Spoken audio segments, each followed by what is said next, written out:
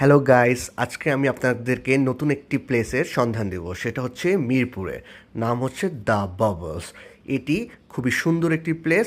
আপনারা দেখতেই পাচ্ছেন, এটা হচ্ছে দ্য বাবলসের রুফটপ। রুফটপের এখানে একটা ফটো তোলার জায়গা আছে।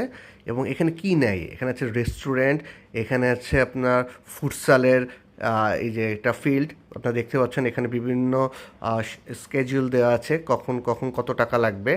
এবং এখানে আরও আছে সুইমিং পুল এবং বাচ্চাদের খেলার গ্রাউন্ডও রয়েছে। তো ঢাকা সিটির মধ্যে এরকম সুন্দর জায়গা আসলে পাওয়া যায় না, যেটার মধ্যে একসাথে সব কিছু পাওয়া যায়। যে আপনারা দেখতে পাচ্ছেন সুইমিং পুল, এখানে 300 টাকায় আপনারা 1 ঘন্টা সুইমিং করতে পারবেন।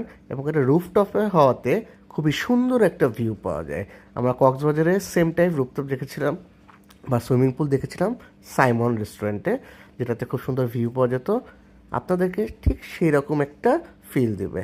এই যে এটা রেস্টুরেন্টের ভিতরে একটা বাবুদের জন্য প্লে গ্রাউন্ড রয়েছে। আপনারা বাবুদেরকে এখানে দিয়ে সুন্দর মতো আপনাদের ডিনার বা লাঞ্চ এখানে সারতে পারেন।